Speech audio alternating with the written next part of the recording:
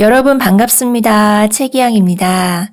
오늘은 2020년 12월 2일 수요일입니다. 오늘 제가 여러분께 소개해드리고 싶은 책은 바로 헨리 데이비드 소로의 고독의 즐거움입니다. 이 책은 소로의 유명한 명작이죠. 이미 아시는 분이 많으실 텐데 이 월든이라는 책이 굉장히 유명합니다.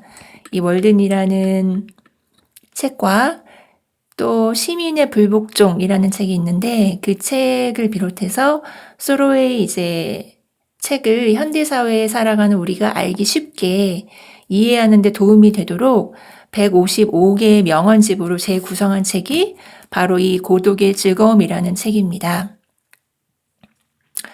이분이 1817년에서 1862년까지 사셨던 분인데 여기 보시면 사진이 있습니다. 제가 좀 이 책 좋아서 여러 번 읽었더니 이렇게 좀 찢어졌습니다. 이렇게 생기신 분이에요. 헨리 데이비드 소로. 이분이 1817년에서 1862년까지 사셨던 분인데 지금 우리 시대에 몇 년 전부터 대두되고 있는 미니멀리즘이나 미니멀 라이프, 무소유, 단순함 이런 개념들을 약 170여 년 전부터 이미 그 중요성을 깨닫고 책으로 내신 정도면은 정말 시대를 엄청나게 앞서갔던 사상가가 아니었나 하는 생각이 듭니다. 이 월든이라는 책은 지금 읽어도 전혀 시대에 뒤떨어진 느낌이 들지 않고 왜 우리는 이제까지 삶을 살면서 이런 생각 없이 힘들게 복잡하게 살고 있을까 하는 생각이 읽으면서 들었습니다. 이 책은 조금 어려운 부분이 있습니다. 저는 조금 어려웠거든요. 내용도 굉장히 막 빽빽하게 많고 굉장히 철학적인 그 말이 많아서 저는 조금 어려웠어요. 그래서 월든이 조금 어렵다고 생각되시는 분들은 오늘 제가 소개해드리는 이 고독의 즐거움을 먼저 읽어보시는 것도 도움이 많이 되실 것 같습니다. 그러면 여기 작가 소개를 읽어보겠습니다. 헨리 데이비드 소로, 작가, 사상가, 1817년 미국 북동부 매사추세츠주 콩코드에서 태어나 16살에 장학금을 받으며 하버드 대학에 입학했다. 졸업 후 형과 함께 사립학교를 열어 교사 생활을 한 뒤 목수, 석공, 조경, 토지 측량, 강연에 이르기까지 시간제로 여러 일을 하면서 대부분의 시간을 산책하고 독서하며 글 쓰는 데 보냈다. 저명한 문학가이자 사상가인 랠프 월도 에머슨과 만나면서 그의 집에 머무르며 가정교사 생활을 하는 동시에 잡지에 글을 기고했다. 이후 1845년 3월부터 월든 호숫가에 오두막집을 짓기 시작하여 같은 해 7월부터 1847년 9월까지 그곳에서 홀로 지냈다. 월든 호숫가에서 보낸 2년간의 삶을 기록한 책이 월든이다. 또한 그리스 라틴 문학과 셰익스피어를 비롯한 영국 고전 문학에 심취했고 아메리칸 선주민과 민속학, 박물학, 생태학에도 관심이 깊었는데 만년까지 많은 저작물을 남겼다. 부당한 시민정부에 대한 합법적인 개인의 저항을 주장한 에세이 시민의 불복종은 1846년 7월 멕시코 전쟁에 반대하여 인두세 납부를 거부하며 투옥당한 경험을 생생히 그리면서 노예 해방과 전쟁 반대의 신념을 밝힌 역작이다.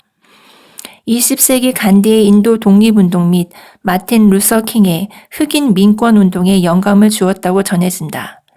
1859년에는 노예제도 폐지운동가 존 브라운을 위해 의회에 탄원서를 제출하는 등 노예제 폐지운동에 헌신하며 활발한 강연과 저술 활동을 펼치다 1862년 콩코드에서 결핵으로 세상을 떠났다. 읽어보니까 이분이 노예 해방과 전쟁 반대의 신념이 있었다고 하는데 제 생각에는 기본적으로 이분이 인간에 대한 존중이 있었던 따뜻하고 훌륭한 분이셨던 것 같습니다. 서문을 잠깐 보겠습니다. 고독은 우리에게 많은 것을 가르쳐 줍니다. 혼자 있는 시간은 자신을 성찰하고 인생의 깊이를 더하는데 최적의 시간입니다. 헨리 데이비드 소로는 이러한 고독을 무엇보다 소중히 생각하여 홀로 숲속에서 자급자족의 생활을 시작했습니다. 1817년 소로는 미국 북동부 매사추세츠주의 콩코드에서 태어났습니다. 그곳은 언덕과 호수, 강과 숲이 있는 자연 환경이 뛰어난 지역으로 사색 활동의 중심지였습니다. 그런 까닭에 뛰어난 문학가와 사상가가 많이 모여들었습니다. 이런 환경 속에서 자란 소로는 하버드 대학에서 자연의 저자인 랠프 월도 에머슨과 교제하면서 자연의 매력에 빠져들었습니다. 대학 졸업 후 소로는 갑자기 세상을 떠난 형과의 산책을 추억하면서 소로호의 강을 지필하기도 했습니다. 점점 더 깊이 자연의 매력에 빠져든 소로는 월드노스과의 오두막을 짓고 자급자족의 생활에 들어갔습니다. 사계절에 따른 호수와 숲의 변화, 동식물의 생태, 독서와 사색의 시간 등 그곳의 생활은 그야말로 소박함 그 자체였습니다. 소로는 가능한 한 생활에 필요한 시간을 줄여 정신적인 부분에 대부분의 시간을 할애하는 고독 속에서 인간에게 진정한 행복이란 무엇인지 홀로 사색에 빠져들었습니다. 이때의 삶의 기록이 월든이라는 책으로 나왔습니다. 소로가 죽은 뒤 월든은 가장 보편적인 미국 문학의 고전으로 일컬어져 왔습니다. 월드는 오늘날의 심플 라이프, 즉 단순하며 지속 가능한 삶의 원전이라고 할 수 있습니다. 차례를 보겠습니다. 모두 5장, 5장으로 되어 있고요. 1장, 고독, 세상에서 가장 큰 사치, 2장, 간소한 삶, 3장, 마음을 풍성하게 하는 길, 4장, 소유하지 않는 기쁨, 5장, 자연이 가르쳐주는 것. 이렇게 나뉘어져 있고 아까 말씀드렸다시피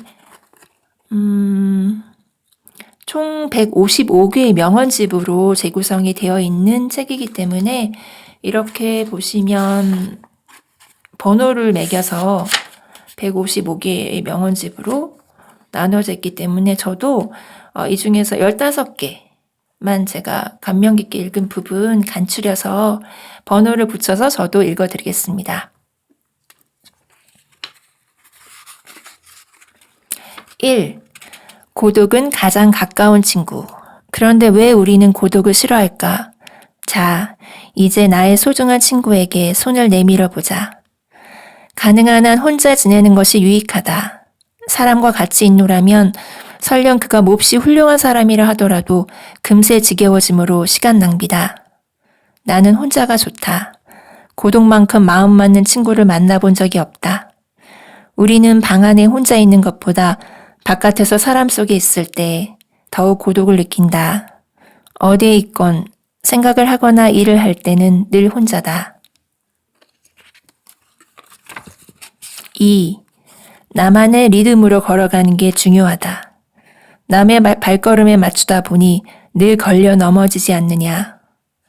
왜 우리는 그리도 성공에 목말라 하는가? 왜 죽을 힘을 다해 사업에 성공하려 하는가? 천천히 리듬을 타더라도 저 멀리에서 아련히 들린다 해도 자신의 귀에 즐거운 음악에 맞춰 걸으면 된다. 사과나무나 호두나무처럼 서둘러 어른이 되는 것은 중요하지 않다. 아직 봄인데 서둘러 여름으로 가려 하지 말자. 3. 남이 인정하는 삶. 그것은 정말 필요한 것이다. 그러나 남에게 인정받기 위해 살아가는 삶은 결국 아무에게도 인정받지 못하는 삶이 되고 말 것이다. 사람들은 단 한 종류의 삶만을 찬양하며 그것을 성공이라고 한다. 왜 수많은 삶을 무시해버리고 단 한 종류의 삶만을 최고라 하는가? 4. 약간의 음식과 간편한 옷, 꾸밈없는 말과 손짓, 그것이 사람을 아름답게 한다. 평소 동물성 음식을 멀리함은 그것이 깨끗하지 않기 때문이다. 물고기를 잡아 배를 가르고 조리해 먹어보았지만 그것이 도무지 나에게 필요한 음식이라는 생각이 들지 않았다. 빵 몇 조각과 감자 몇 알이면 번잡하지도 않고 그릇을 더럽히지도 않으면서 영양을 섭취하기에 충분하다. 나는 오랜 세월 고기나 차나 커피를 즐겨 입에 대지 않았다. 몸에 해로워서가 아니라 도무지 먹고 싶은 마음이 일지 않아서다. 동물성 음식에 대한 혐오감은 경험에 의한 것이 아니라 본능적인 것이다. 검소한 음식과 수수한 생활이 많은 점에서 훨씬 아름답게 느껴졌기 때문이다. 5. 인간은 나약하다. 너무나도 힘든 현실에 울고 싶다. 스스로 얼마나 작은 존재인가를 우리는 안다. 물거품처럼 한순간을 살아가는 존재라는 것을 안다. 찌질하고 못난 나. 그렇지만 그 나가 이 우주의 전부와 같아. 그러니 어찌 사랑하지 않을 수 있는가? 삶이 아무리 초라하고 하잘 것 없다 해도 그것을 직시하고 살아가야 한다. 도망치거나 침을 뱉어서는 안 된다. 그대가 가장 풍성할 때 삶은 가장 초라해 보인다. 헐뜯기 좋아하는 사람에게는 천국도 불평의 대상일 따름이다. 아무리 초라하다 해도 자신의 인생을 사랑해야 한다. 그러면 아마 그대가 양로원에 있다 하더라도 가슴 뛰는 즐거운 시간을 보낼 수 있을 것이다. 저녁 햇살은 부유한 저택의 창이나 양로원의 창이나 똑같이 밝게 빛난다. 6. 오지도 않을 손님을 위해 빈 방과 그릇을 마련하지 말자. 그대에게 가장 소중한 손님은 그대 자신이다. 제대로 된 어른이라면 젊은이들에게 죽기 전까지 번쩍번쩍 잘 닦은 구두 몇 컬레, 우산 몇 개, 머리가 텅 빈 손님을 맞이하기 위한 빈 방 몇 개를 마련해 두라고 솔선수범하며 교훈처럼 가르치지는 않을 것이다. 7. 평소 하는 대로, 생각하는 대로, 있는 그대로 사람을 맞이하는 것. 참으로 향기로운 자연스러움이 아닌가? 손님 대접이 손님을 최대한 멀리하는 기술이 되어버렸다. 마치 손님에게 독이라도 주려는 듯이 음식을 비밀스럽게도 만들어낸다. 나는 지금까지 많은 사람의 사유지를 방문했고 그 중에는 나를 법적으로 퇴거시켜도 할 말이 없는 경우도 있었을 테지만 그 집을 정말로 방문했다는 생각은 들지 않는다. 앞에서 묘사한 집에서 왕과 왕비가 소박하게 살아간다면 나는 그 길을 지나는 길에 입은 옷 그대로 잠깐 들러볼지도 모른다. 그러나 현대식 궁전이라면 오로지 그곳에서 도망칠 궁리만 할 것이다. 8. 우리는 이해할 수 없는 말과 행동을 하는 사람을 상식이 없다고 비난한다. 그것은 자신의 어리석음 때문이다. 왜 우리는 늘 자신의 수준을 가장 둔한 통찰력에 내려 맞추고는 그것을 상식이라 찬미하는가? 우리는 보통 사람보다 한 배 반쯤 머리가 좋은 사람을 모자란 사람으로 치부해버린다. 그것은 우리가 그 사람의 지혜를 3분의 1밖에 이해하지 못하기 때문이다. 9. 수많은 친목 모임 가운데 그대가 존경하는 사람이 있는지 한번 살펴보라. 사람을 만나고 사귀는 일은 참으로 하찮다. 너무 자주 얼굴을 마주하다 보면 서로가 새로운 가치를 익힐 시간이 없다. 하루에 3번 식탁에 마주 앉아 곰팡이 쓴 치즈에 새로운 양념을 더해 서로 주고받는 것이나 다름없다. 이런 빈번한 만남을 어떻게든 참아가며 분쟁을 일으키지 않으려다 보니 예절이니 예의니 하는 룰을 만들어낼 수밖에 없었다. 우리는 무리지어 살며 서로의 삶을 방해하면서 삐걱댄다. 이렇게 서로에 대한 존경심을 잃게 되는 것이 아닐까? 그렇게 자주 만나지 않더라도 서로를 소중히 여기는 진정한 만남은 이어질 터이다. 10. 멀리 떨어진 사람은 아름답다. 그때 그리움이 일어난다. 만일 우리가 내면에서 말로 이야기를 나눌 수 없는 것 또는 말을 넘어선 존재와 친밀하게 지내고 싶다면 스스로 입을 다물어야 함은 물론이고 어떤 경우에도 서로의 목소리가 들리지 않도록 사람과 거리를 두어야 한다. 이 기준에 비추어 볼 때 대화란 내면의 목소리가 들리지 않는 사람의 편리를 위해 만들어진 것이다. 11. 먹고 사는데 얼마나 돈이 드는지 잘 생각해보라. 그대 수입에서 일부분만 들이면 사는데 별 지장이 없다는 것을 알 수 있을 것이다. 주택 할부금, 만일의 사태에 대비한 보험료, 체면 유지비 따위가 그 나머지를 모두 갉아먹고 또 빚을 만들어낸다. 걱정과 허위의식을 지우면 된다. 그대는 지금도 부자다. 살아가는데 필요한 식재료는 믿을 수 없을 만큼 간단한 노동으로 손에 넣을 수 있다. 게다가 인간은 동물과 마찬가지로 단순한 식생활을 해도 건강이나 체력을 유지하는데 아무런 어려움이 없다. 평화로운 시대, 평범한 점심 식사, 분별력 있는 어른이라면 소금친 풋 옥수수를 배불리 먹는데 만족할 것이다. 식사에 약간의 변화를 주는 것도 건강에 대한 배려가 아니라 식욕에 따른 것일 뿐이다. 그러나 인간은 필요한 식재료가 부족한 것도 아닌데 사치스러운 식사를 하지 못했다는 이유로 배고픔의 고통을 느끼고 만다. 12.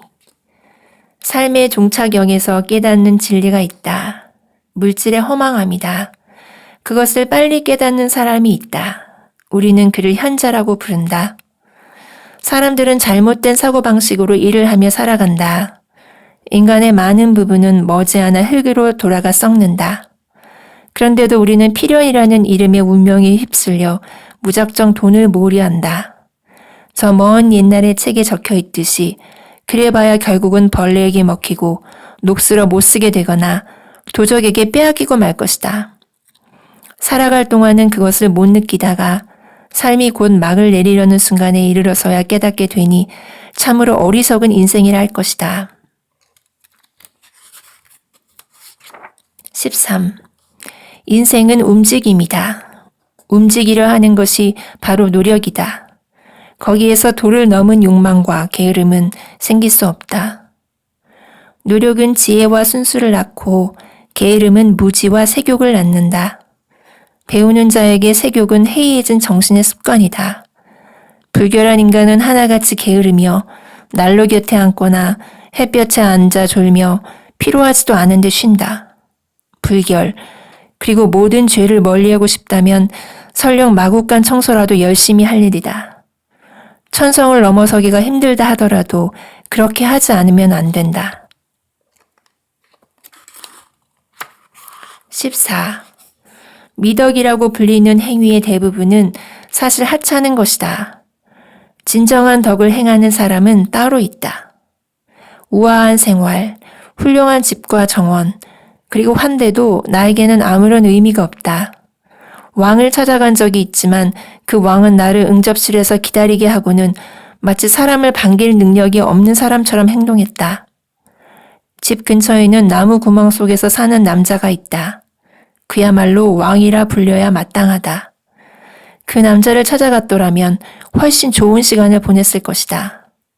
우리는 언제까지 현관 앞에 앉아 금세 못 올 곳에 왔다는 사실을 깨닫게 될 그런 쓸모없고 곰팡이 쓴 인습을 미덕이라 여기며 살 것인가?